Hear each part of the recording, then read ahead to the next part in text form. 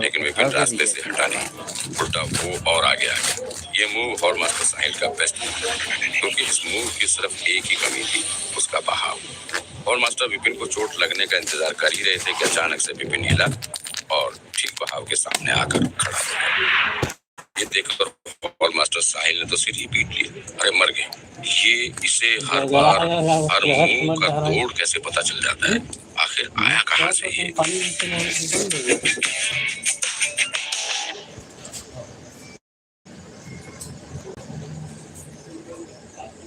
झुल झुल के रिंग। अगला पीठ की पीठ पर बैठे विशाल के टीचर के सर और बाकी के लोग भी विपिन की लड़ाई देख रहे थे। वाह कमाल है।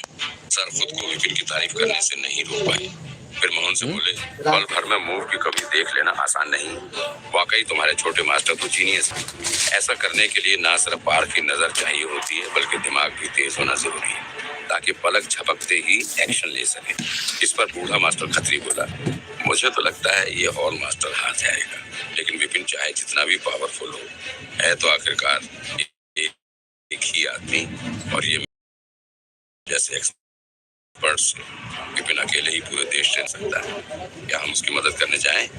सर बोले, ये बात तो विपिन को जाने से पहले सोचनी चाहिए थी ना। शायद सोची भी होगी, इसलिए ही विशाल को यहाँ बुलाया मदद के लिए। हाँ हो सकता है, बूढ़े ने सही। मास्टर टीचर भले ही टॉप का प्रोफेशन हो, लेकिन जब बात दुश्मनों के झुंड को जल्दी मारने की आती थी, तो जहर मास्टर इस काम के लिए बेस्ट थे। सर ने हंसते हुए कहा, हमें कुछ जल्दबाजी नहीं करनी चाहिए। अगर 2 स्टार मास्टर टीचर होते हुए भी विपिन ट्रावर्सिंग लेवल के एक्सपर्ट को टक्कर दे रहा है, तो जरूर उसकी नजर पार की होगी। अगर उसे किसी की मदद की जरूरत होती तो वो पहले ही अपने टीचर मास्टर इंद्र सेन को ना बुला लेता। नहीं है वो मंदिर की। मुझे तो लगता है विपिन इस मुसीबत से अकेले ही निपट लेगा। अगर फिर भी उस पर कोई प्रॉब्लम आती है तो हम कहाँ भागे जा रहे हैं? तुरंत चले जाएंगे उसकी मदद के लिए। हाँ यही ठीक रहेगा, बूढ़े ने कहा। बूढ़े ने कहा ही था कि तभी अरे हॉल मास्टर तो हार गए। स्टेज पर विपिन ने हॉल मास्टर के पंच को रोककर उसे ही एक कोहनी मार दी थी।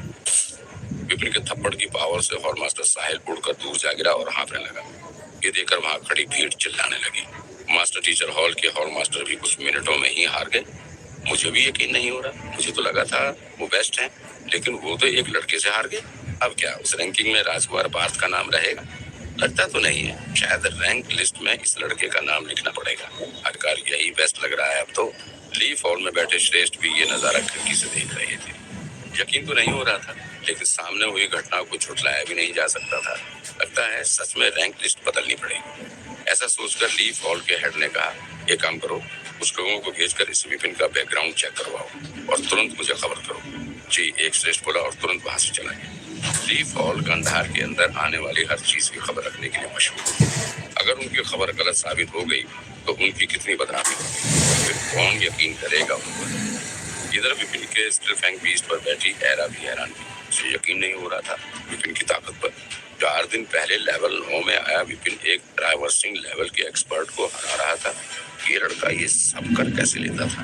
और इसमें हैरानी वाली कौन सी बात? विपिन इंसान थोड़ी था,